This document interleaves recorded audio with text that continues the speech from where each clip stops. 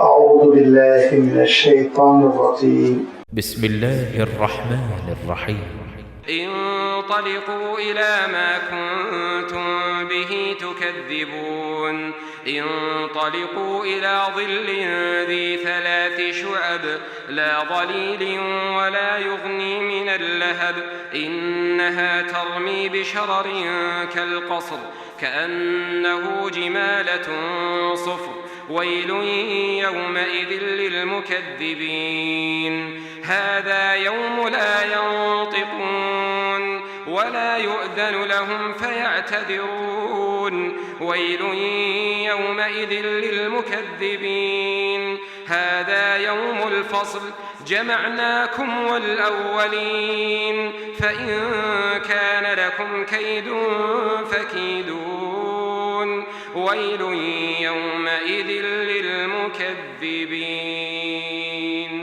إن المتقين في ظلال وعيون وفواكه مما يشتهون كلوا واشربوا هنيئا بما كنتم تعملون إنا كذلك نجزي المحسنين ويل يومئذ للمكذبين كلوا وتمتعوا قليلا إنكم مجرمون ويل يومئذ للمكذبين وإذا قيل لهم اركعوا لا يركعون ويل يومئذ للمكذبين فبأي حديث بعده يؤمنون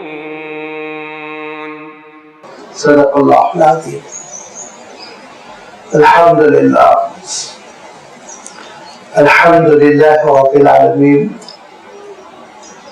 والصلاة والسلام على سيد المرسلين وعلى آله وأصحابه أجمعين أما بعد. سورۃ المرسلات کی یہ 20 آیتیں ہیں جن کے بھی آپ کے سامنے تلاوت کی گئی. آیت نمبر 30 سے لے کر آیت نمبر 50 جو آخری آیت ہے، ان آیتوں کے مجموعے میں اللہ تعالیٰ نے جو بات ارشاد فرمائی وہ دراصل پچھلی آیتوں سے مربوط ہے، جڑی ہوئی ہے، کیونکہ سورۃ المرسلات میں پہلے تو اللہ تعالیٰ نے ہواؤں کو اور ہواؤں کی مختلف قسموں کو گواہ بنا کر پیش کیا آخرت کی حقیقت پر. والمرسلات عرفا سے بات ارشاد فرمائی کہ وہ ہوائیں جو دھیرے دھیرے چلتی ہیں،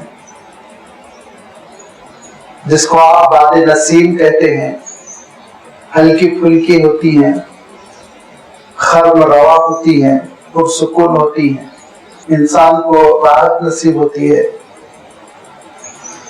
ان آرام دہ ہواؤں کے بعد فرمایا کہ آندھیوں کو بھی ذہن میں رکھو، فالعاصفات عصفا، جس کے تھپیڑے جو ہے بستیوں کو الٹ دیتے ہیں، باغوں کو تہس نہس کر دیتے ہیں، آبادیوں کو ویرانے میں تبدیل کر دیتے ہیں. تیسری بات ارشاد فرمائی والناشرات نشرا، ان ہواؤں کو بھی مد نظر رکھو جو بادلوں کو اٹھاتی ہیں، اپنے دوش پر لادتی ہیں اور لاد لاد کے ان کو پھیلاتی ہیں. فالفارقات فرقا، اور عجیب و غریب فرق کرتی ہیں کہ کہیں پر بادلوں کو برساتی ہیں، کہیں سے بادلوں کو لے کر روانہ ہو جاتی ہے، لوگ دیکھتے رہ جاتے ہیں. یہ اللہ کے حکم کو بانٹتی ہیں، اللہ کے حکم کو تقسیم کرتی ہیں.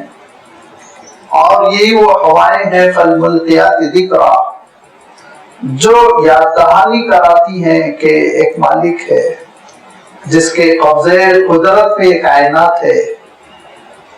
سوچیے آپ، یہ ہوائیں کہاں سے اٹھتی ہیں، اور سمندر میں مد و جزر ہوتا ہے، وہاں سے سفر کر کر چلتی ہیں، کہاں کہاں پہنچ جاتی ہے، پھر پلٹ کر جاتی ہے.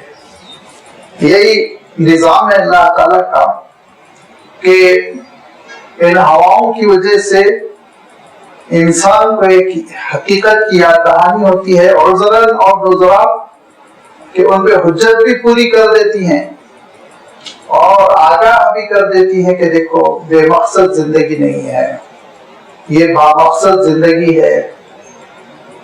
اس نظام کو پیدا کرنے والا مالک خالق وہ بڑا حکیم ہے، دور اندیش ہے، اس کا نظام بڑا حکیمانہ ہے، جچا تلا ہے، مضبوط ہے،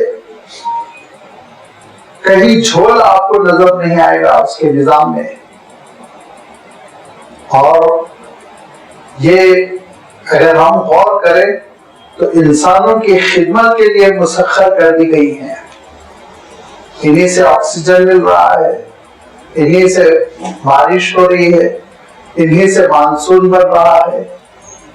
یہ بڑی اللہ تعالیٰ کی رحمت ہے، نعمت ہے، بہت سلامتی لے کر آتی ہے، زندگی کا پیغام لے کر آتی ہے۔ لیکن ایک بات یاد رکھو، عذراً اور نذرا یہ تم کو متنبہ بھی کر رہی ہے، الرٹ بھی کر رہی ہے کہ یہی وہ ہوائیں ہیں جو آندھیوں میں تبدیل ہوتی ہے تو بڑے بڑے طوفان لے کر آتی ہیں۔ آپ جانتے ہیں کہ کیسے کیسے سائیکلون آتے ہیں، ہر سال 6 مہینے میں آپ ایک نئے سائیکلون کا اور طوفان کا نام سنیں گے۔ جس مقام سے وہ طوفان اٹھتا ہے اس مقام سے اس کو موسوم کر دیا جاتا ہے، کبھی ہدہد چلا رہا ہے تو کبھی یہ کبھی وہ۔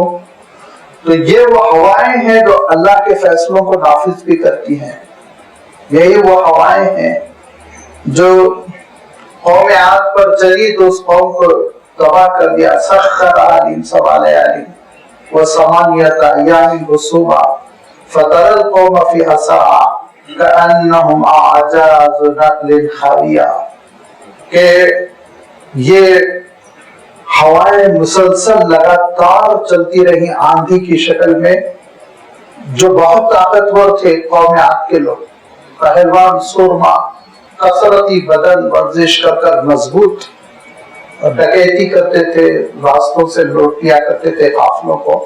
بڑا غرور تھا، حضرت ہود علیہ السلام کی دعوت کا انکار کیا۔ سخر علیہم 7 لیال ثمانیۃ ایام، 7 رات اور 8 دن لگاتار چلتی رہی، اور اس کے بعد ارشاد فرمایا وہ قوی ہیکل لوگ، بڑے ڈیل ڈول کے، زبردست قسم کے لمبے چوڑے لوگ، ان کی لاشیں میدان میں ایسی بکھری ہوئی تھی جیسے کسی نے کھجور کے درختوں کو کاٹ کر ان کے تنوں کو پھیلا دیا ہو، بستی کو تباہ کر دیا، ختم کر دیا۔ حضرت لوط علیہ السلام کی قوم بدتمیزی پر اتر آئی تھی، بے حیائی کے خوگر ہو گئے تھے۔ حضرت لوط علیہ السلام نے جب ان کو اس گندگی سے پاک ہونے کی دعوت دی تو کہا انہم اناس یتطہرون، یہ بڑے پاکیزہ لوگ بنتے ہیں، کو پتھر مار مار کے نکالو بستی سے۔ اور جب اللہ کی حجت پوری ہو گئی، عذراً اور نذرا فرمایا، حجت پوری ہو گئی تو یہی ہوائیں تھیں کہ ان ہواؤں نے ایسا تباہ کیا، ان کو اڑایا، زمین الٹ دی، ایسی ان کے اوپر زبردست قسم کی سزا نافذ ہوئی، تلچھٹ ہو کر رہ گئے، برباد ہو گئے، ختم ہو گئے۔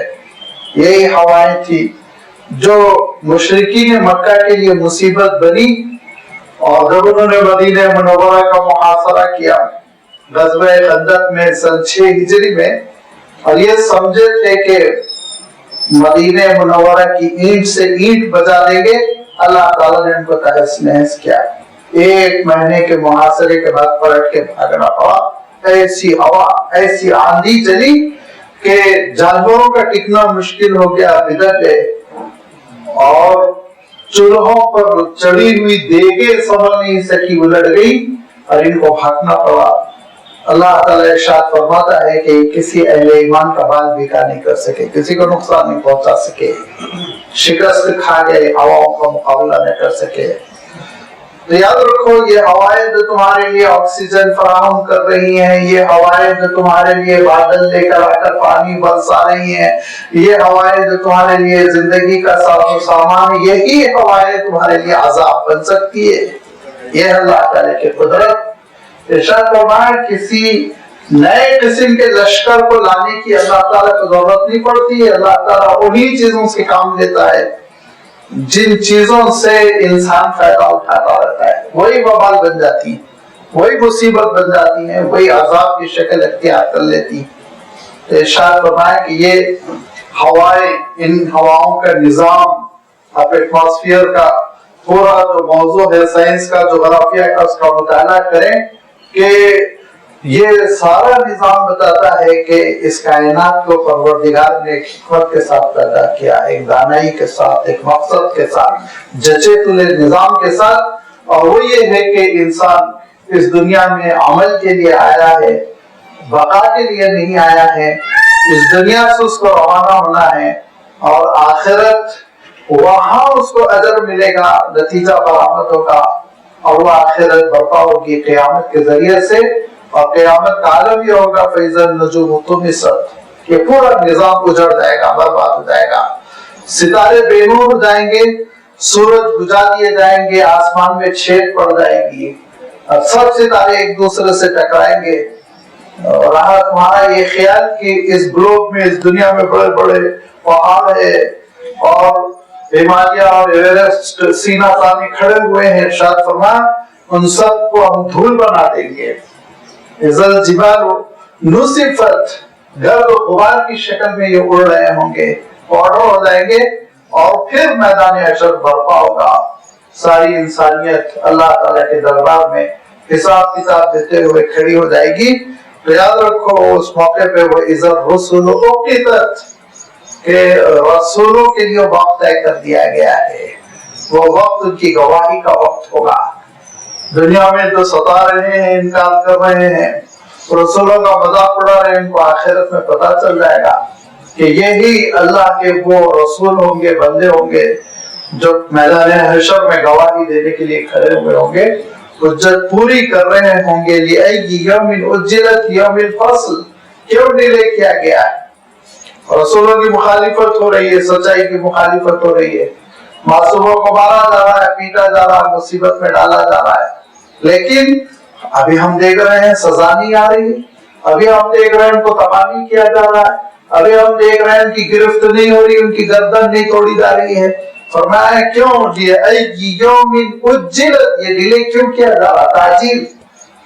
آپ نے سنا ہوگا نا، قاضی صاحب کہتے ہیں نکاح کے موقع پہ کیا کہتے ہیں؟ حضرت کی پیٹنٹ عبارت ہے مہر معجل یا مہر معجل، حمزے سے یا عین سے؟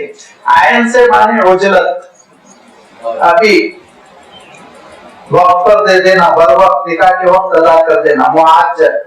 اور اگر یہ اجلت سے ہے، معجل حمزے سے ہے، تو ٹالو، مرنے تک ٹالو، مرنے کے بعد تو بیوہ خود بخود معاف کرے گی، نعوذ باللہ۔ تو یہ اجلت ڈیلے کرنا، ٹالنا، مؤخر کرنے کے معنوں میں آتا ہے، حمزہ سے، الف سے، جس کو ہم اردو میں الف کہتے ہیں، لیکن یاد رکھیں عربی میں الف کبھی بھی متحرک نہیں ہوتا۔ جب کبھی الف پر زیر زبر پیش آ جائے، آسان اصطلاح میں کہہ رہا ہوں، تو وہ جب کبھی وہ متحرک ہو جائے گا تو اس کو حمزہ کہا جاتا ہے، الف نہیں کہا جاتا ہے۔ لہذا اجلت، اللہ تعالیٰ ارشاد فرماتا ہے یہ سارا حساب کتاب کیوں ٹالا جا رہا ہے، ڈیلے کیوں کیا جا رہا ہے؟ یوم الفصل، عدالت کبریٰ ہوگی پروردگار کی، فیصلے کا دن آئے گا، قیامت کا دن ہوگا۔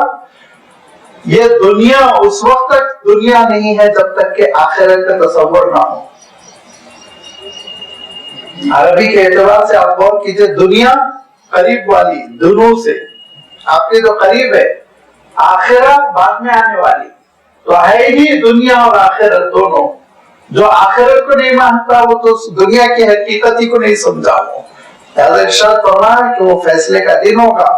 وَمَا أَدْرَاكَ مَا يَوْمُ الْفَصْلِ، فیصلے کے دن کے بارے میں تمہارا کیا تصور ہے؟ بہت ہی عظیم الشان دن ہوگا، 50,000 سالہ طویل دن، سارے فیصلے اس دن ہوں گے۔ مختلف حالتوں سے انسان گزرے گا، نفسی نفسی کا عالم ہوگا، دوڑ رہے ہوں گے ادھر سے ادھر، اور اس میں مختلف قسم کی صورتحال انسان کو پیش آئے گی۔ اس کا تذکرہ اللہ تعالیٰ نے آگے کیا۔ اور یاد رکھو اللہ تعالیٰ نے جو پچھلی امتوں کو، پچھلی قوموں کو ختم کیا اور پھر ان کی جگہ پر تم کو لا کر آباد کیا، یہ بھی تو بتا رہا ہے کہ اللہ کی پکڑ ہے، گرفت ہے، ایک نظام آنے والا ہے۔ کذالک نفعل بالمجرمین، اور مجرموں کے ساتھ ہم ایسے ہی معاملہ کرتے ہیں کہ ان کو تباہ و تاراج کر دیتے ہیں۔ پھر انسان اس بات پر بھی تو غور کرے کہ وہ خود کیسے پیدا ہوا۔ دیکھیے قرآن پاک میں اللہ تعالیٰ نے جو دلیلیں دی ہیں اللہ کی قدرت کی نشانیوں کے طور پر اور آخرت کی حقیقت کے طور پر، دونوں موضوعات کے لیے، دونوں ہیڈنگز کے لیے اللہ تعالیٰ نے جو باتیں ارشاد فرمائی وہ انسان کا اندرون اور انسان کا بیرون دونوں کو پیش کیا ہے۔ انسان کا اندرون، انسان کا بیرون۔ بیرون کیا ہے؟ یہ آفاق، یہ پوری کائنات جو پھیلی ہوئی ہے، اب جس کو آج مختصر اصطلاح میں انوائرمنٹل سائنسز کہتے ہیں، یہ پوری جو کائنات آفاق ہے، اس آفاق میں اللہ کی نشانیاں کیسی ہیں، اس کی قدرت کی کاریگری کیسی ہے، ان چیزوں کا تذکرہ فرمایا، بھرپور تذکرہ فرمایا قرآن پاک میں۔ اور اگر تم آفاق میں سیر نہیں کر سکتے اور آفاق میں سیر کر کر غور نہیں کر سکتے تو اپنے اندرون میں جاؤ، اپنے آپ پر غور کرو، اپنے نظام زندگی پر غور کرو۔ لہذا یہ اس کو انفس کہا گیا ہے۔ انفس، نفوس میں، ہماری اپنی جانوں میں بھی اللہ تعالیٰ کی نشانیاں ہیں، روئے روئے میں اللہ تعالیٰ کی نشانیاں ہیں، دوڑتا ہوا خون، دھڑکتا ہوا دل اور فنکشن کرتے ہوئے لنگس اور کڈنی، سب اللہ کی نشانی ہے۔ ضرورت ہے انسان غور کرے، اس ناحیے سے بھی غور کرے۔ صرف طب اور علاج معالجے کے نقطۂ نظر سے انسان ان چیزوں کو پڑھے، یہ کوئی قابل تعریف بات نہیں ہے، بلکہ خالق نے کیسے پیدا کیا، اس کی صنعی کیسی ہے، اس کی کاریگری کیسی ہے، اللہ تعالیٰ نے بار بار اس کی جانب توجہ دلاتے ہوئے ارشاد فرمایا أَلَمْ نَخْلُقكُّم مِّن مَّاءٍ مَّهِينٍ فَجَعَلْنَاهُ فِي قَرَارٍ مَّكِينٍ إِلَىٰ قَدَرٍ مَّعْلُومٍ فَقَدَرْنَا فَنِعْمَ الْقَادِرُونَ۔ کیسے پیدا کیا تم کو کہ پانی کی حقیر سی بوند، اور اس بوند میں بھی آپ جانتے ہیں کہ کیسے وہ سیلز ہوتے ہیں جس کو دیکھا نہیں جا سکتا، اور اس کو اللہ تعالیٰ کیسے پھر ایک جگہ ٹھہراتا ہے رحم مادر میں، اور اس زمین میں، اس جلد میں، اس جھلی میں کیسے انسان ترقی کرتا ہے دھیرے دھیرے، اور پھر کیسے اس کے اعضاء بنتے ہیں، اس کا چمڑا کیسے بنا، اس کی ہڈی کیسے بنی، اس کا دل کیسے دھڑکا اتنی اندر، اور اللہ تعالیٰ سماعت کیسے عطا کیا، دیکھنے کی صلاحیت، اس ساری چیزوں کا تذکرہ کیا۔ هل أتى على الإنسان حين من الدهر لم يكن شيئا مذكورا، تم کچھ نہیں تھے، ہم نے پیدا کیا، من نطفة أمشاج نبتليه فجعلناه سميعا بصيرا، ایک نطفے سے اور سننے والا، دیکھنے والا بنا کر دنیا میں بھیجا۔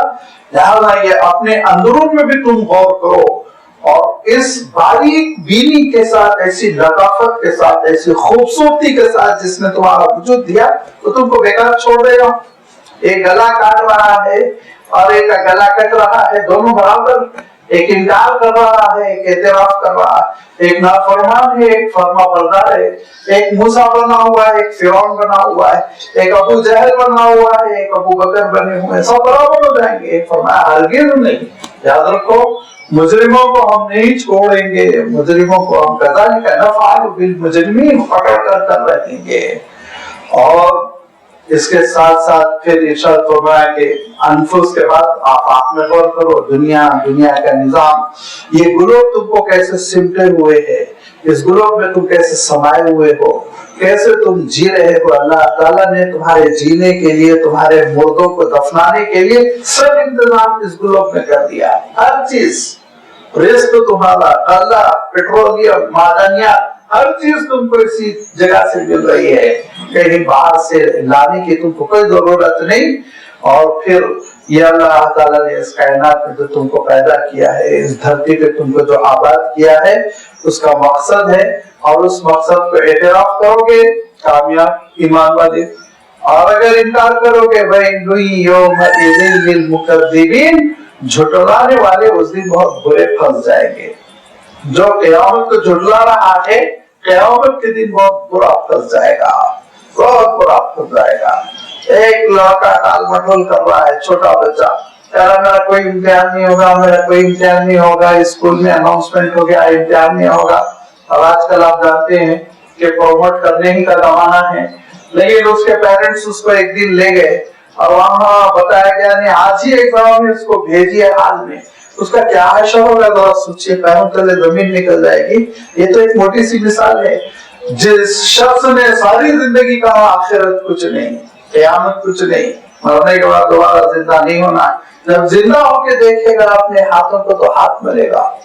अल्लाह ताला इरशाद फरमाता है, आगे आ रहा है, वो ये कहेगा या लैतनी कुन्तु तुराबा, काश मैं मिट्टी में मिलके खत्म हो गया होता है, कैसे मेरा वजूद, कैसे मैं खड़ा हो गया हूँ।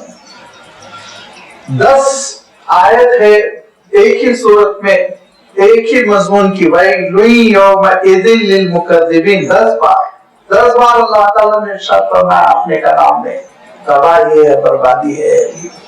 इनकार न करो आखिरत का। इनकार दो तरह का होता, एक तो जबान से ही इनकार कर देता है, बहुत गया गुजरा इंसान होता है नहीं मानता, या इनकार अमल से भी होता है। अमल ऐसा है, हिम्मत तो नहीं है कि जबान से इनकार करे, लेकिन अमल ऐसा है जैसे आखिरत पर अहमियत नहीं देता है, नहीं होने वाली चीज बोल रहे हैं कुछ लोग, बोलने दो, छोड़ो, खामोश रहो, हम अपना काम करेंगे। ये अमली इनकार है। दोनों इनकारों के बारे में इरशाद फरमाया कि देखो याद रखो, क़यामत के दिन बहुत शर्मिंदगी उठानी पड़ेगी। जिस दिन देख लोगे और जिस दिन खड़े हो जाओगे मैदान हशर में, फिर क्या करोगे, सोचो कहाँ जाओगे। लिहाजा उस दिन ये होगा, चल पड़ो उसी चीज की जानिब जिसका तुम इनकार कर रहे थे। आगे वो वही है मैदान हशर जिसको कहते थे नहीं होगा, वही क़यामत का दिन है जिसके बारे में तुम कहते थे नहीं होगा। ज़हन में तुम्हारे उसका तसव्वुर ही नहीं आता था कि क़यामत होगी। चल पड़ो उसी चीज की जानिब जिसको तुम दुनिया में झुठलाते थे। और एक ऐसे धुएं की जानिब चल पड़ो, जी सलासी शौक, जिसकी 3 ब्रांचेस होगी, 3 शाखें होगी। ये जहन्नम का धुआं होगा, ये अजीब व गरीब धुआं होगा कि आग की लपेट, उस लपेट से धुआं निकल रहा होगा और धुएं के 3 शाखें होंगी। कैसे होंगी शाखें? इसकी तशरीह करते हैं कि ताबई कहते हैं कि मैं मस्जिद अक्सा हाजिर हुआ, बैतुल मक़दिस जिसको कहते हैं फलस्तीन में, अल्लाह ताला उसको सहबूनियों से नजात दे और अहले ईमान के लिए खोल दे। तो वो कहते हैं कि मैं हजरत उमर रज़ियल्लाहु ताला अन्हु के ज़माने में इस्लामी ममलकत में वो शामिल हो गया था और सहाबा बड़ी तादाद में वहां क़याम पज़ीर थे। तो वो ताबई कहते हैं कि मैं मस्जिद अक्सा गया तो मैंने देखा हजरत उबादा इब्न साबित रज़ियल्लाहु ताला अन्हु बैठे हुए। हजरत उबादा इब्न साबित बड़े जलील क़दर सहाबी, और देखा और एक सहाबी है हजरत अब्दुल्लाह इब्न आम्र रज़ियल्लाहु ताला अन्हु। तो दोनों की मजलिस हो रही, बातचीत कर रहे हैं, सहाबे रसूल है। मैं खामोशी से बैठ गया तो आखिरत का तज़किरा हो रहा था, और आखिरत का तज़किरा करते हुए हजरत अब्दुल्लाह इब्न आम्र रज़ियल्लाहु ताला अन्हु ये इरशाद फरमा रहे थे कि उस दिन आग का शोला निकलेगा और जैसे कोई जानवर लंबी सी जबान निकालता है, वैसे ही आग के ये शोले लपकते हुए 3 तरफ जाएंगे और आवाज आएगी, एक निदा, एक आवाज बुलंद होगी जो सुनी जाएगी, और वो ये आवाज कह रही होगी कि आज 3 को तो छोड़ा नहीं जाएगा, 3 सिफत वाले, या आप यूं कह लीजिए 3 बदकार किस्म के लोगों को तो नहीं छोड़ा जाएगा, और वो तबाह होकर रहेंगे। लिहाजा वो आग का पहला शोला तो लपेट में लेगा, सरों पे छा जाएगा। उनके इरशाद फरमाया लिकुल्ली शैतानिन मरीद, नाफरमान किस्म के शैतान। और दूसरा फरमाया कि वो लोग जो इनकार आखिरत करते थे, और तीसरा फरमाया जो शिर्क करते थे। मैदान हशर में आग की लपेट आकर बता देगी कि ये जाने वाले हैं जहन्नम में। अभी हालांकि फैसला नहीं हुआ, अभी हिसाब किताब नहीं हुआ, लेकिन एक झोंका होगा धुएं का, गर्मी और तपता हुआ और बदबू के साथ वो आएगा और उनके चेहरों को सियाह करता हुआ चला जाएगा। ये 3 शाखें होंगी कहा। इसकी तशरीह करते हुए कहा कि ये 3 शाखें होंगी। इंतलिकु इला ज़िल्लिन ज़ी सलासी शअबिन, 3 शाखों वाला धुआं निकलेगा एक आग से, और ला जलीलिन, उसमें जरा बराबर राहत नहीं होगी कि ऐसा नहीं वो साया बन गया बादल की तरह ठंडा, वला युगनी मिनल लहब, और शोलों से नजात देने वाला भी नहीं होगा वो धुआं, वो बर्बाद कर देने वाला होगा, तबाह कर देने वाला होगा। इन्नहा तरमी बिशररिन कल बसर, वो शोले ऐसे होंगे, हैरत अंगेज बात। जरा आप तसव्वुर कीजिए कि बड़ी से बड़ी आग लगती है और उस आग में जो चिंगारियां होती हैं उनके साइज क्या होंगे, ज्यादातर 1 बालिश 2 बालिश, लेकिन फरमाया देखो जहन्नम की जो आग और उसके जो शोले लपक रहे होंगे, उसके शोले जो उठ रहे होंगे, तो वो शोले फेंक रहे होंगे, उड़ा रहे होंगे। तरमी फेंकने को कहते हैं। इन्ना तरमी, वो शोले फेंक रहे होंगे बिशररिन, ऐसी चिंगारियों को कल फसर, जो बड़े बड़े महल की तरह, बड़े महल ऊंचे दराज, लाल किले का महल देखिए, आपके हैदराबाद के बड़े बड़े महल देखिए, तुर्की के बड़े बड़े महल देखिए, और अब तो सऊदी हुकूमत ने जो बड़े बड़े महल बना रखे मिना में, रियाद में, उन महलों का तस्वुर कर लीजिए। बड़े बड़े महल, कोई 100 एकड़ पर है, कोई 50 एकड़ पर है, वो साइज की चिंगारियां होंगी जो फिजा में उछल रही होंगी। चिंगारियां, शरर कहते हैं चिंगारी को, असर कहते हैं महल को, पैलेस। बड़े बड़े महल, घर में कहा अल्लाह ताला, बड़े बड़े महल की शक्ल में उस साइज की चिंगारियां होंगी जो फिजा में उछल रही होंगी। जहन्नम के शोलों की नौयत ये होगी। और असर, ये तशबीह देने में बड़ी अजीब व गरीब खूबसूरती है, बड़ी अजीब व गरीब खूबसूरती है कि इस दुनिया में महल जितने होते हैं, पैलेस, वो खूबसूरती की अलामत होते हैं, वो राहत की अलामत होते हैं, और वो आराम के लिए बनाए जाते हैं, और बड़ी सिक्योरिटी होती है उसमें, घुसने नहीं देते हैं। लेकिन फरमाया कि देखो यही आराम गाहें और यही खूबसूरती की अलामतें क़यामत के दिन चिंगारियों की तरह होंगी। चिंगारियों की तरह शोले लपक रहे होंगे और उससे महल के साइज में चिंगारियां उछल रही होंगी। कअन्नहु जिमालतुन सुफुर, और उनका ऊंट से बहुत लेना देना था। तो जर्द रंग के जो ऊंट होते थे वो बहुत बिदकने वाले होते थे, उछलने वाले।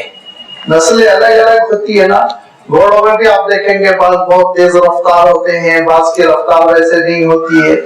तो हर जानवर में अलग अलग किस्म की सिफात होती हैं। जर्द रंग के ऊंटों की खुसूसियत ये होती थी, वो बहुत उछलते थे, भागते थे, वरना ऊंट पुरसुकून जानवर है, ज्यादातर वो सुकून से रहता है, बिदकता बहुत कम है। लेकिन फरमाया कान्नहु जिमालतुन सुफुर, ऐसे चिंगारियां उछल रही होंगी जैसे बिदके हुए जर्द रंग के ऊंट उछलते हैं। जब वो ऊंट उछलते तो बहुत बेकाबू हो जाते, याद रखिए। और उनका मालिक भी करीब फटकने की हिम्मत नहीं करता है, क्योंकि जब वो जाता है तो उसके सर को लेके दबा देते हैं, चाप लेते हैं, दांतों में अपने सर को उसके दबा देते हैं, तोड़ देते हैं, लिहाजा दूर हो जाते हैं सब। ये खतरनाक जो सूरत हाल होती थी, उस मंजर को अल्लाह ताला ने बतौर तशबीह पेश करके इरशाद फरमाया कि अन्नहु जिमालतुन सुफुर, ऐसे जैसे कि जर्द रंग के ऊंट उछल रहे हो, चिंगारियां उछल रही होंगी। वैलु यौमइज़िल लिलमुकज़्ज़िबीन, दुनिया भर में इनकार करके वहां खड़े हुए सामने तमाशा देख रहे होंगे, तो क्या आलम होगा, बड़ी बर्बादी होगी, बड़ी तबाही होगी। इनकार न करो। और फिर हाज़ा यौम ला यंतिक़ून, मैंने अर्ज किया था ना कि मैदान हशर के कई मरहले होंगे, यूं ही वो इस दुनिया के 50,000 साल मुद्दत के बराबर होगा, लंबा तरीन दिन। तो वो اس دن کے 3 مرحلوں کے اشارے قرآن مجید میں اللہ تعالیٰ نے بیان فرمائے کہ پہلا مرحلہ تو یہ ہوگا کہ انسان اٹھے گا اور جب دیکھے گا کہ مجمع ہے دوڑا جا رہا ہے تو یتساءلون بینہم، آپس میں پوچھیں گے کیا ہوا کیا ہوا، بات کر رہے ہوں گے، شور کر رہے ہوں گے، کدھر جانا ہے، کیوں بھاگ رہے، کہاں آ گئے ہم۔ یہ پہلے مرحلے میں ہوگا، اور اس کے بعد دوسرے مرحلے میں ہوش آ جائے گا کہ یہ میدان حشر ہے جس کا نبیوں اور رسولوں نے تذکرہ کیا تھا۔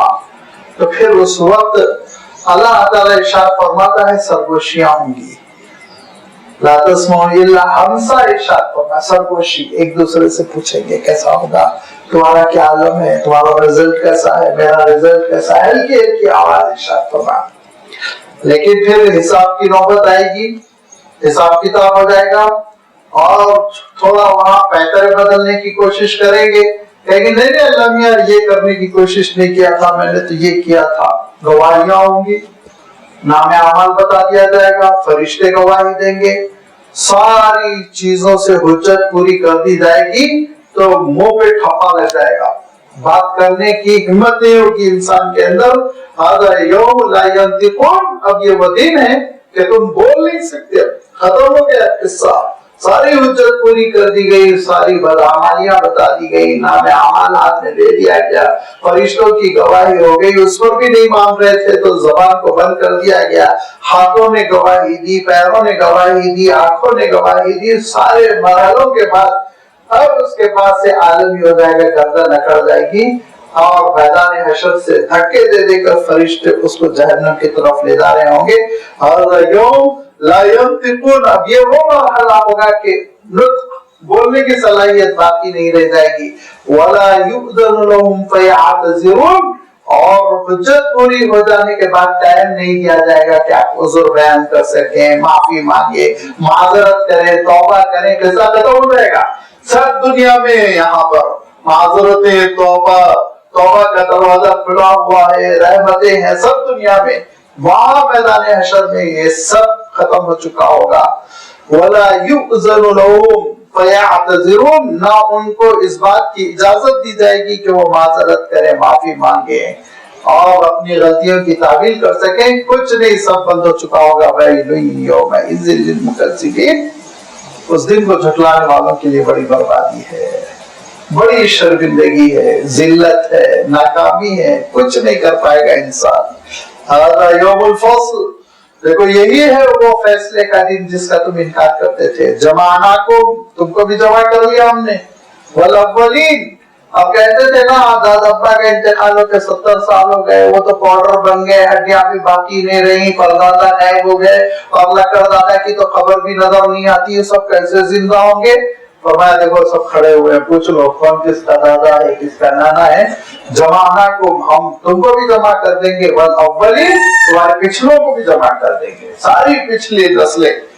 خاص طور پر اللہ تعالیٰ نے ان 2 حکمتوں کی وجہ سے اولین کا لفظ ارشاد فرمایا، جس کا ابھی ایک کا میں نے اشارہ کر دیا کہ منکرین آخرت یہ کہتے ہیں کہ بھائی پچھلی نسلیں گزر کے 100 سال ہو گئے، 200 سال ہو گئے، قبریں مٹ چکی ہیں، ہڈیاں ختم ہو چکی ہیں، وہ کیسے دوبارہ زندہ کر دیے جائیں گے؟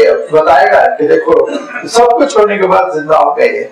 اور نمبر 2، اولین، ذرا سوچ لو، اولین کے سامنے جو تم کو شرمندگی ہوگی، اپنے بڑوں کے سامنے جو تم کو ذلت سے دوچار ہونا پڑے گا، تباہی و بربادی کے ساتھ جہنم کی طرف لے جایا جا رہا ہے۔ اگر اولین نیکوکار ہوں گے تو افسوس کر رہے ہوں گے، اے کاش میری نسل میں یہ نہ ہوتا۔ اور اگر اولین بھی ویسے ہی بدکار تھے، وہ بھی ساتھ چل رہے ہوں گے، ایک دوسرے پہ لعنت کر رہے ہوں گے۔ یہ بھی ارشاد فرمایا کہ ہر گزری ہوئی نسل آنے والی نسل پر، ہر آنے والی نسل پچھلی نسل پر لعنت کر رہی ہوگی۔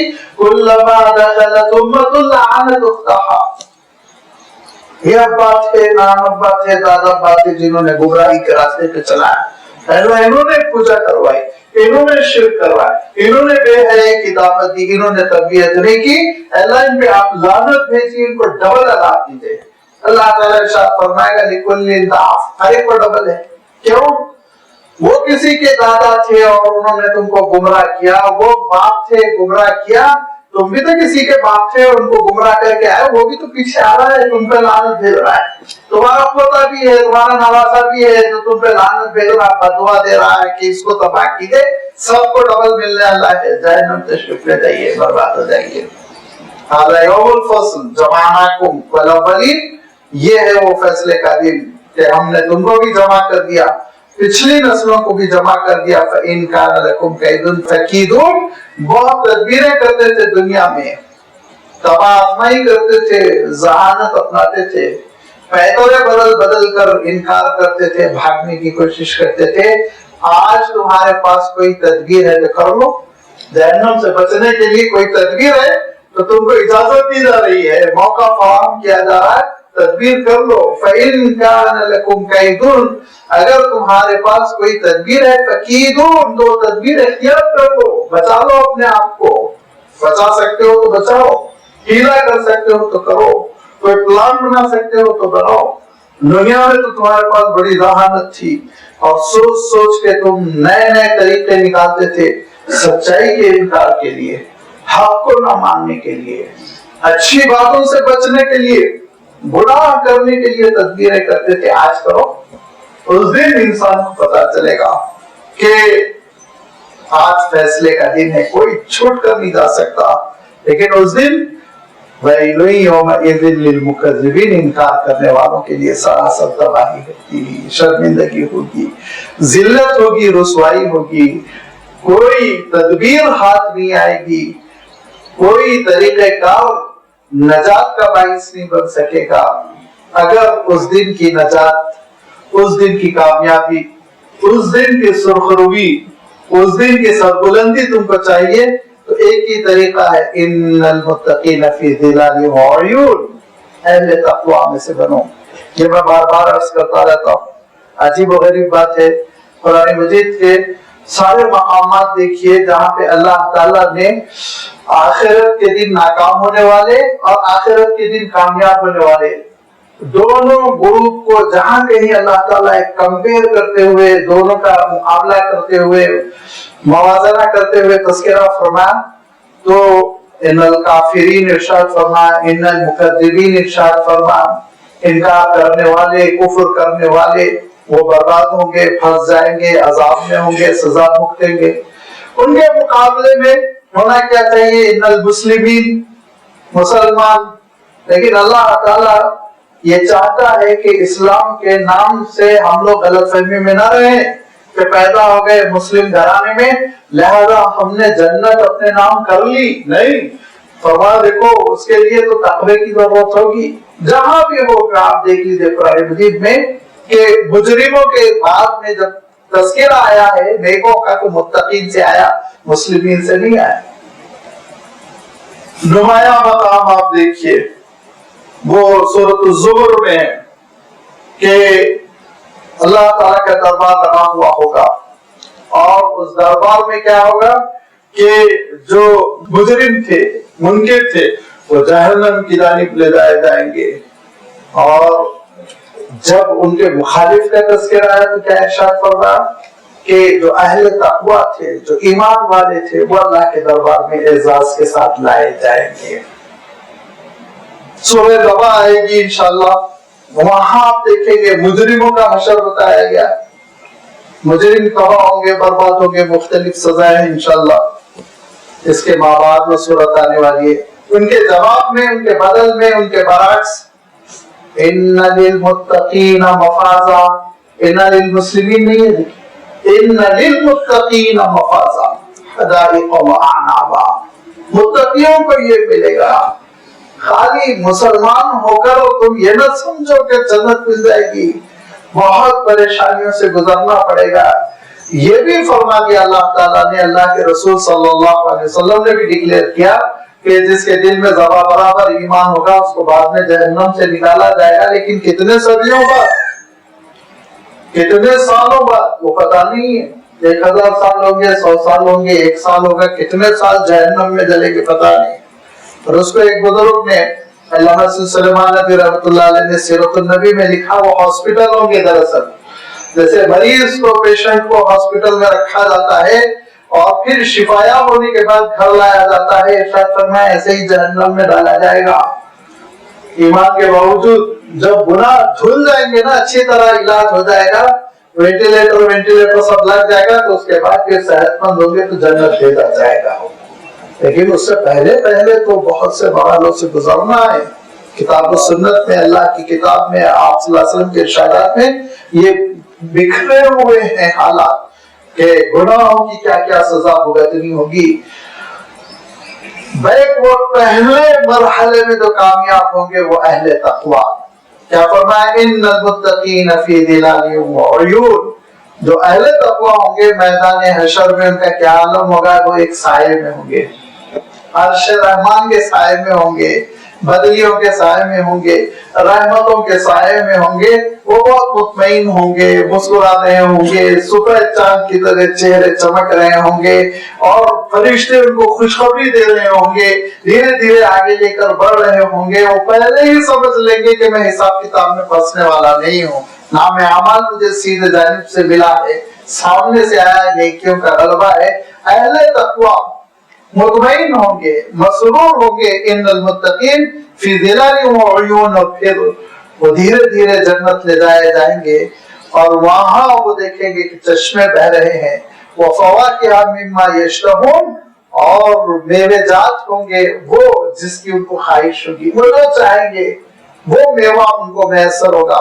وہ اللہ کی جو نعمت، دوسری جگہ ارشاد فرمایا وَلَكُمْ فِيهَا مَا تَشْتَهِي أَنفُسُكُمْ، جس چیز کی خواہش، اور اس کو تشریح کرتے ہوئے کہا گیا نا کہ ایک پھدکتا اڑتا ہوا پرندہ، اور جنتی یہ سوچے گا کہ مولا اس کا گوشت بنا ہوا کیسے لگے گا، تھوڑی دیر میں معلوم ہوا کشت میں اس کا بنا ہوا گوشت اس کے سامنے رکھا ہوا، دیر نہیں لگے گی۔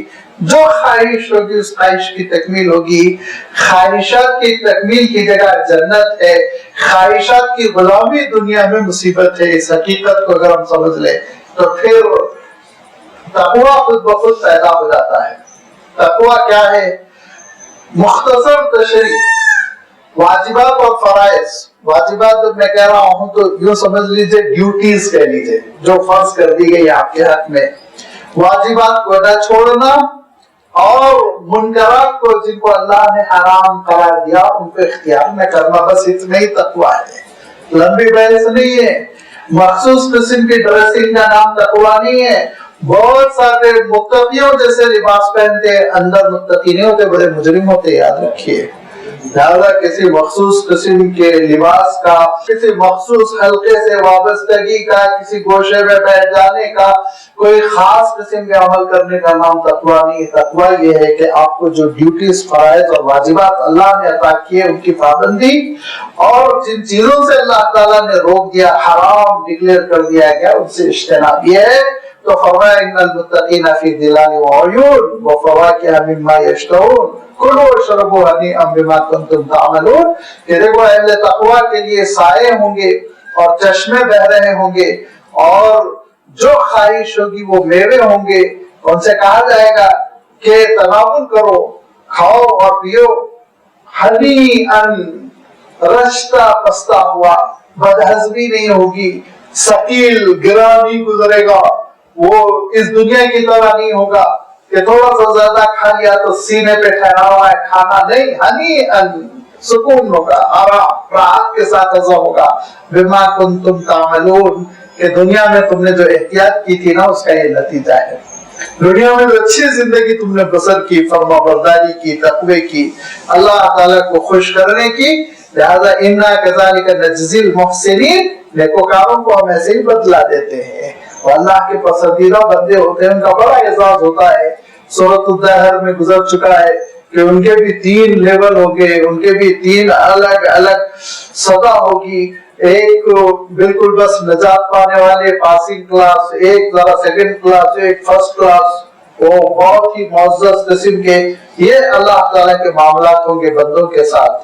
اور یاد رکھو لیکن اگر جھٹلا رہے ہو تو تباہی ہے۔ ویل یومئذ للمکذبین کلوا وتمتعوا قلیلا انکم مجرمون۔ تقویٰ نہیں ہے، کھاؤ، حرام کھاؤ، سود کھاؤ، رشوت کھاؤ، یتیموں کا مال لوٹو، پلاٹوں پہ قبضہ کرو، لائن ڈرائیور بنو، اور دھوکہ دے کے چیٹنگ کر کے کھاؤ، جیسا کھانا ہے کھاؤ، کرو کھاؤ، پیٹ بھر بھر کے کھاؤ، اتنا کھاؤ کہ الٹی کر کر کے تم زندگی بسر کرو، تمتعوا، خوب انجوائے کرو، ناچو، ڈانس کرو، گاؤ، شور بچاؤ، اور ڈھول لے لے کے رات میں 3 بجے اچھلتے ہوئے محل جوانوں کی نیند آرام کرو، بڑے بڑے فنکشن کرو، اسراف کرو، حرام کرو، کرو تمتعوا۔ لیکن یاد رکھو قلیلاً، تھوڑی مدت کے لیے، تھوڑی مدت کے لیے، 60 سال 65 سال کر دیا نا اللہ تعالیٰ نے زندگی کو مختصر۔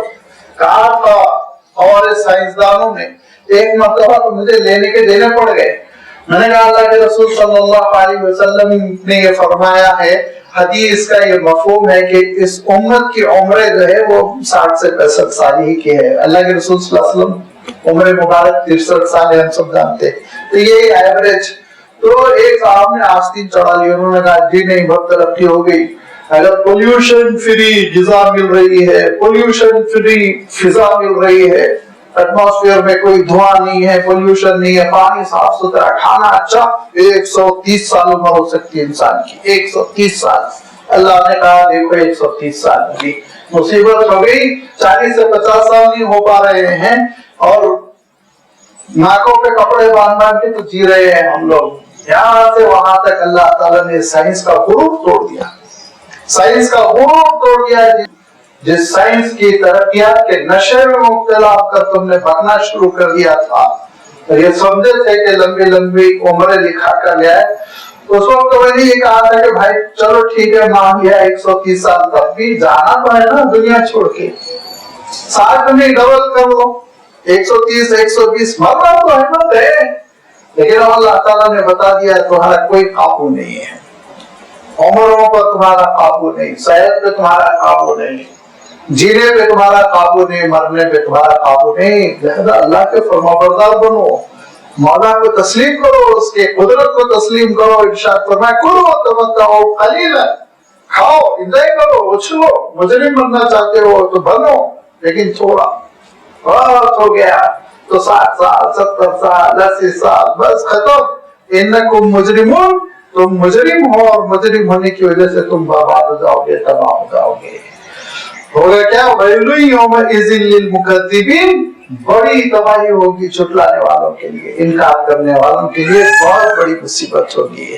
خوب کھا پی کر آئے ہوں گے، بے محابہ زندگی گزاری تھی، آزادانہ، نہ شریعت نہ دین نہ قانون نہ انسانیت، نہ روڈ نہ رعایت نہ مروت، منمانی زندگی بسر کر کر آئے تھے۔ تو پھر اس کے بعد ارشاد فرمایا اس دن پتا چلے گا تم کو کیسی مصیبت میں پھنسے ہوئے ہو۔ اس منزل کو سمجھو، اس مقصد کو سمجھو، آخرت کی گھڑی کو سمجھو، اس کی تیاری کرو۔ وَإِذَا قِيلَ لَهُمُ ارْكَعُوا لَا يَرْكَعُونَ، اور ایسے کھانے پینے میں مگن، اللہ محفوظ رکھے، لیکن یہ ایک حقیقت ہے کہ جو منکر ہے، دین سے محروم ہے، بدین ہے، اور شرک میں پڑے ہوئے، گندی زندگیاں ہیں، کفر پہ مرے جا رہے ہیں، ان کے بحث آپ چھوڑ دیجئے۔ جو ایمان کا دعویٰ کرتے ہیں، جو مسلم گھرانوں میں پیدا ہوئے ہیں، اور جو جمعہ کے جمعہ مسجد میں نظر بھی آتے ہیں، ان کا حال یہ ہوتا ہے، اذانیں ہوتی رہتی ہیں، جماعت کھڑی ہوتی رہتی ہے، وہ ناچتے رہتے ہیں، تھرکتے رہتے ہیں۔ ارشاد فرمایا اذا قیل لهم ارکعوا لا یرکعون، جب ان سے کہا جاتا تھا رکعت باندھ لو، حی علی الصلاۃ کہا، حی علی الفلاح کہا مؤذن نے، آدھاؤ کامیابی کی طرف، آدھاؤ فرمانبرداری کی جانب، آدھاؤ نماز کی جانب، تو ان کا عالم یہ تھا کہ وہ حاضر نہیں ہوتے تھے، گھروں میں بیٹھے رہتے تھے، گھروں میں بیٹھے رہتے تھے، اور مصروفیات میں لگے رہتے تھے، دکانیں چھوڑنا مشکل ہوتا تھا۔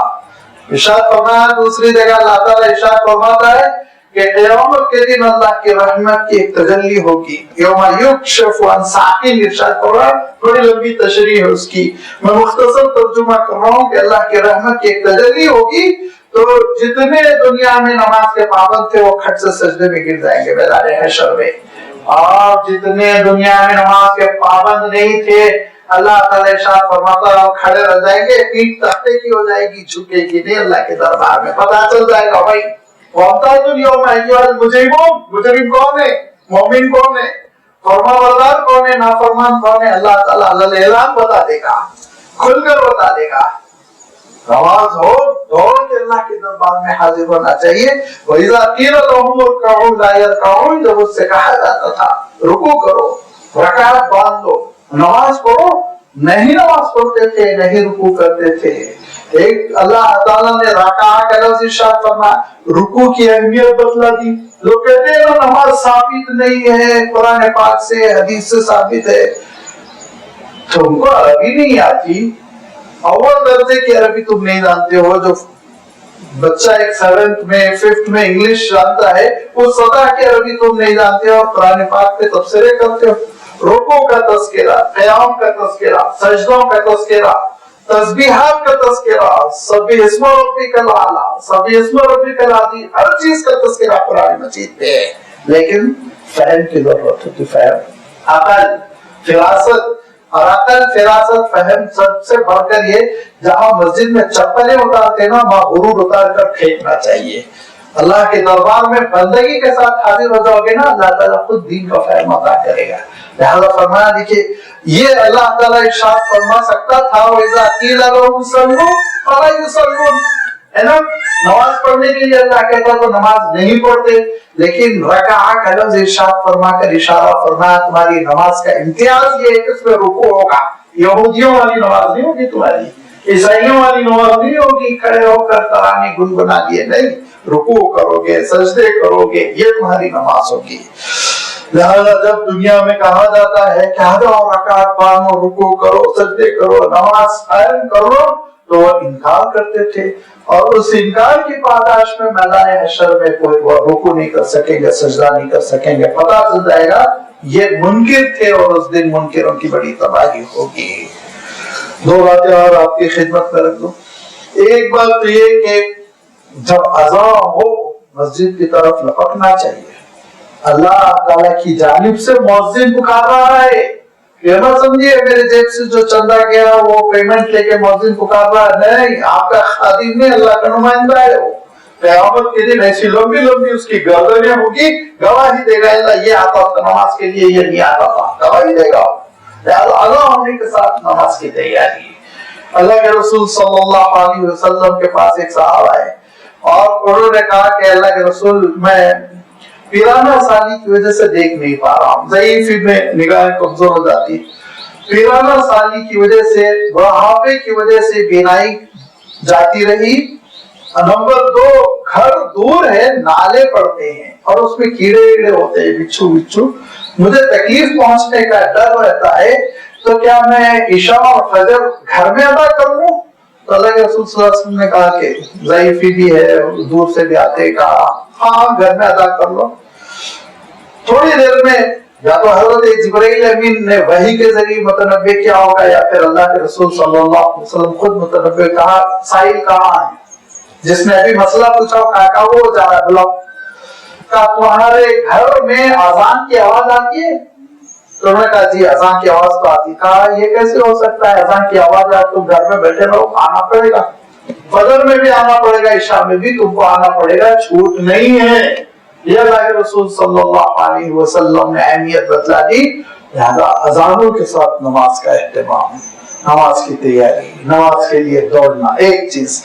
دوسری چیز, حضرت امام مالک رحمۃ اللہ علیہ کا واقعہ میں اس سے پہلے بھی عرض کر چکا ہوں ایک بار, کہ حضرت امام مالک رحمۃ اللہ علیہ بہت بڑے امام ہیں, امام دار الہجرہ کہتے ہیں ان کو. تو حضور نے جو ہجرت فرمائی, دار الہجرہ کیا ہے, مدینہ منورہ, اس کے سب سے بڑے امام. 70 ان کے اساتذہ نے کہا تھا کہ مالک کا درس مسجد نبوی میں ہوگا. آج ایک استاد نہیں بولتا میری جگہ پہ تم بیٹھو. 70 اساتذہ نے, ائمہ, کیسے ابن شہاب زہری رحمۃ اللہ علیہ, ایسے ایسے تابعین نے, 70 اساتذہ نے کہا تھا کہ مسجد نبوی میں کسی کا درس حدیث ہوگا تو وہ مالک کا ہوگا, امام مالک رحمۃ اللہ علیہ. فجر بعد جو درس دیتے تو تقریباً 11 بجے تک, چاشت کے وقت تک, اس اہتمام کے ساتھ کہ بڑے گورے گونٹے خوبصورت سبیہی قبیلے کے تھے, وہ درس دے رہے تھے, چہرے سے پسینہ ٹپک رہا ہے, چہرہ لال ہو گیا, لیکن حدیث بیان کر رہے ہیں. 500-600 کا مجمع ہوتا تھا اس زمانے میں, اور وہ درس اٹینڈ کرنے کے لیے افریقہ سے ایشیا کے کناروں سے لوگ جایا کرتے تھے، 2-3 سال قیام کرتے، امام مالک رحمۃ اللہ علیہ سے استفادہ کرتے، اور چہرہ ہے کہ لال ہو رہا ہے اور پسینہ ٹپک رہا ہے، اور آپ درس دے رہے، پہلو نہیں بدلتے تھے، جیسے بیٹھے رہتے تھے ویسے۔ درس ختم ہوا، کرتا اٹھا کے جھٹکا تو اس میں سے بچھو گرا جو برابر پیٹھ پہ ڈنک مار رہا تھا، لیکن آپ نے درس نہیں چھوڑا، آپ نے درس نہیں چھوڑا۔ یہ ہے وہ امام مالک رحمۃ اللہ علیہ۔ امام مالک رحمۃ اللہ علیہ کا فتویٰ تھا، امام ابو حنیفہ رحمۃ اللہ علیہ کا بھی فتویٰ ہے، عصر کی نماز کے بعد، فرض نماز کے بعد کوئی بھی نفل نہیں پڑھنا چاہیے۔ مغرب کا وقت ہونے کے بعد پھر آپ کے لیے نوافل کا دروازہ کھل جاتا ہے، قضا پڑھ سکتے ہیں، آپ کی قضا رہ گئی ہو، نوافل پڑھنے کی اجازت نہیں ہے۔ عصر کی نماز ہو گئی تو اس کے بعد آپ نے عصر کی نماز پڑھ لی، اب نوافل نہیں پڑھیں گے، اب نوافل پڑھیں گے مغرب کے بعد۔ یہ امام حدیثوں سے ثابت ہے یہ چیز۔ امام مالک رحمۃ اللہ علیہ کا بھی فتویٰ تھا، اور امام مالک رحمۃ اللہ علیہ عصر کی نماز کے بعد مسجد نبوی تشریف لائے اور بیٹھنے لگے تو ایک چھوٹا سا بچہ اس نے کہا، یا شیخ ارکع رکعتین، حضرت 2 رکعت پڑھ لیجئے۔ مدینہ منورہ کا بچہ تھا نا، بچوں کی تربیت ہوتی تو ایسے ہوتے ہیں۔ دیکھیے اس بچے کو معلوم تھا کہ اللہ کے رسول صلی اللہ علیہ وسلم کا ایک حکم ہے، جس حکم کی مخالفت کرتے ہیں حیدرآباد میں قصدر لوگ، اور وہ پھر عاشق رسول بھی ہوتے ہیں۔ ایسا کیا ہو گیا ہے سمجھ میں نہیں آتا، کیا ہے 20 پٹی پڑا ہے۔ اللہ کے رسول صلی اللہ علیہ وسلم کا حکم ہے کہ جب کبھی تم مسجد آؤ تو فرقع رکعتین قبل ان تجلس، دیکھو بیٹھنے سے پہلے 2 رکعت ضرور پڑھو، اس کو کہتے ہیں تحیۃ المسجد۔ بعض لوگوں کو دیکھتا ہوں مسجد آ کے پہلے بیٹھتے ہیں پھر کھڑے ہو کے سنت پڑھتے ہیں۔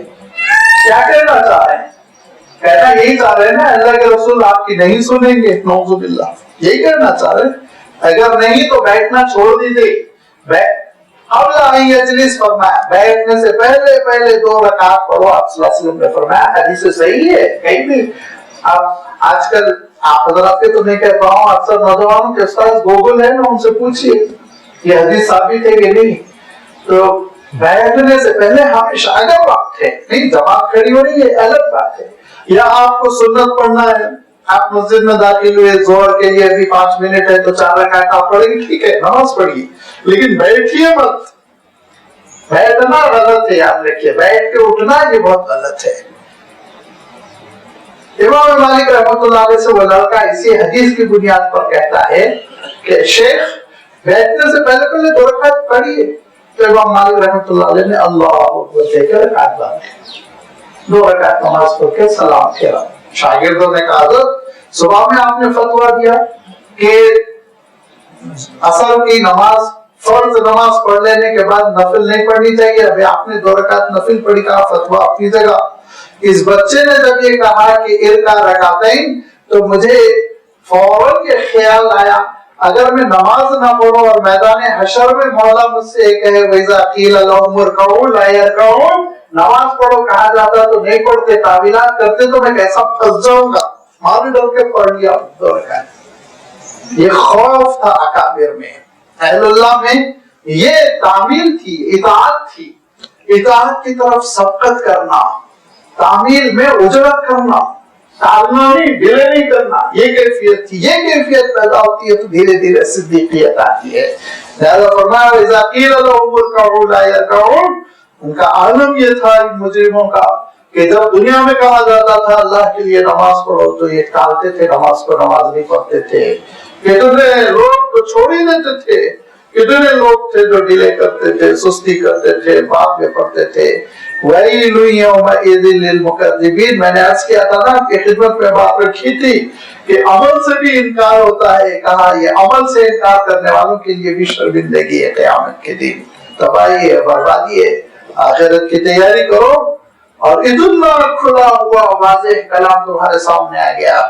یہ اللہ تعالیٰ کی ہدایتیں کھول کھول کر باتیں بتائی جا رہی ہیں۔ فَبِأَيِّ حَدِيثٍ بَعْدَهُ يُؤْمِنُونَ، اب اس کے بعد کس کلام پر تم ایمان لاؤ گے؟ اب اس کے بعد تم کو کون سا وعظ، کون سی نصیحت، کون سا خطاب، کون سی تقریر سود مند ہوگی؟ اللہ کا کلام فائدہ نہیں پہنچانا ہے تو کس کا کلام تم کو فائدہ پہنچائے گا؟ اس کے معنی ہے کہ تم انسان نے پتھر کے ٹکڑے ہو، برباد ہونا ہے، تباہ ہونا ہے۔ یہ اللہ کا کلام، اس سے تذکیر حاصل کر لو، اس پر ایمان قبول کر لو، اس کے ذریعے اپنی اصلاح کر لو، تو پھر اس سے بڑھ کر کوئی مفید چیز تمہارے ہاتھ میں نہیں ہوگی۔ فبیئی حدیث، حدیث عربی میں یاد رکھیے کلام کو کہتے ہیں۔ حدیث الرسول اللہ کے رسول صلی اللہ علیہ وسلم کا کلام، اور ہم لوگ جلدی میں حدیث میں آیا ہے، حدیث میں آیا ہے، لیکن حدیث الرسول کے معنی اللہ کے رسول صلی اللہ علیہ وسلم کا کلام، اور اللہ کے کلام کے لیے بھی حدیث کا لفظ قرآن مجید میں آیا ہے کلام کے معنوں میں۔ لہذا فرمایا یہاں پر کہ اللہ کے کلام کے بعد، اس قرآن پاک کی بعد، اللہ کی ہدایتوں کے بعد پھر کون سی چیز باقی رہے گی جس کے ذریعے سے لوگ ایمان لائیں گے؟ اسی لیے امام ابو داؤد رحمۃ اللہ علیہ روایت پیش کرتے ہیں کہ صحابہ میں سے بعض ایسے تھے کہ یہ آیت ختم ہوتی تو وہ حضور کی ایک ہدایت اور حدیث کی بنیاد پہ وہ لوگ کیا کرتے تھے؟ فَبِأَيِّ حَدِيثٍ بَعْدَهُ يُؤْمِنُونَ، تو فوراً کہتے تھے آمنا باللہ وبحدیثک یا رب العالمین، اللہ آپ کی باتیں ہم ایمان لا چکے ہیں۔ اجلت کر دینا، فرما برداری کا مظاہرہ کرنا۔ لہذا اللہ تعالیٰ کا جو حکم نوازوں کو اختیار کرنے کا، حرام سے اجتناب کرنے کا، تقوی کے نام سے جس کا تذکرہ کیا، ڈیوٹیز بجا لانا، نافرمانی سے بچنا، یہ اگر صفت ہے تو اس کے معنی آخرت کا اقرار ہے، اعتراف ہے، تسلیم ہے۔ اور اگر یہ کیفیت نہیں ہے تو بعض زبان سے انکار کر رہے ہیں، بعض عمل سے انکار کر رہے ہیں، قیامت کے دن وہ بہت بری طرح پھنسیں گے۔ 10 بار اللہ تعالیٰ نے اس کا اعادہ فرمایا، 10 بار تکرار۔ سوچیے آپ، اس سے اس کی اہمیت کا اندازہ ہو سکتا ہے کہ آخرت میں کیسی مصیبت میں اس دن بندہ پھنس جائے گا۔ اللہ تعالیٰ ایمان راسخ بھی عطا کرے، عمل صالح بھی عطا کرے۔ وآخر دعوانا ان الحمد للہ رب العالمین۔